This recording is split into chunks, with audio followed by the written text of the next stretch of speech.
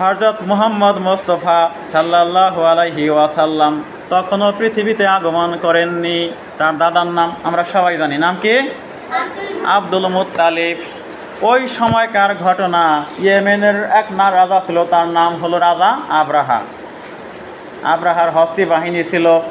আব্রাহা চাইতো তার মানুষ, তার প্রজারা তাকে অনেক সম্মান করুক, শুধু তাকে ব্যতীত অন্য কাউকে সম্মান করবে, অন্য কোনো স্থানকে সম্মান করবে, এইটা আব্রাহার সহ্য হইতো না।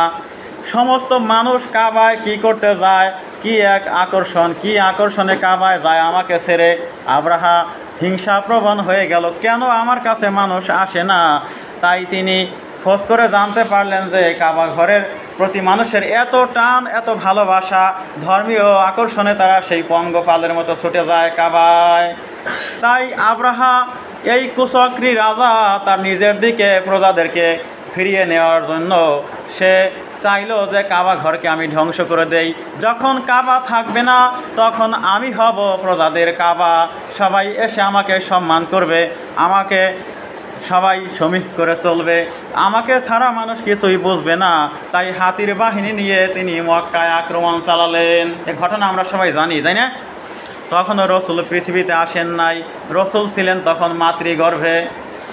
এই ঘটনাটা এমন, যখন হস্তি বাহিনী মক্কায় পৌঁছে গেল, অ্যাটাক করলো কাবা শরীফে, অনেক মানুষ যারা মক্কার যে লিডার ছিল, মহানবী হযরত মুহাম্মদ সাল্লাল্লাহু আলাইহি ওয়াসাল্লামের দাদা আব্দুল মুত্তালিব, সেই মহান সর্দারকে বললেন, আপনি প্রতিবাদ করুন, আপনি হস্তি বাহিনীকে ফেরান।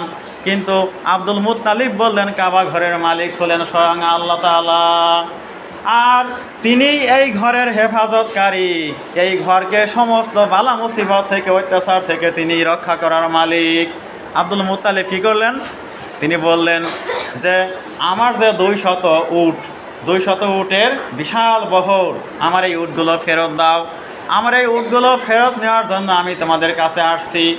ওনার উটগুলোকে ফেরত দিয়ে দেওয়া হলো, কিন্তু তিনি উটগুলোকে রক্ষা করলেন, নিজের হেফাজতে নিজের উটগুলোকে নিয়ে নিলেন, কিন্তু কাবা ঘরের দায়িত্ব আল্লাহ পাকের উপর ফিরিয়ে দিলেন। আল্লাহ পাক স্বয়ং কাবা ঘরের সৃষ্টিকর্তা, আবার কাবা ঘরের রক্ষক। তিনি পাখিকে হুকুম করলেন, হে আবাবিল পাখির দল, ছোট্ট ছোট্ট পাখি, কালো কুচকুচে পাখি, প্রত্যেকে 2 পায়ে 2টা, মুখে একটা, 3টা করে পাথর নিয়ে রওনা হলো কাবা ঘরের দিকে। একটা নয়, লাখ নয়, কোটি কোটি পাথর, সেই পাখিরা হাজার হাজার লাখ লাখ পাখি সেই কাবা ঘরের কাছে সম্মিলিত সেই হস্তিগুলোর উপর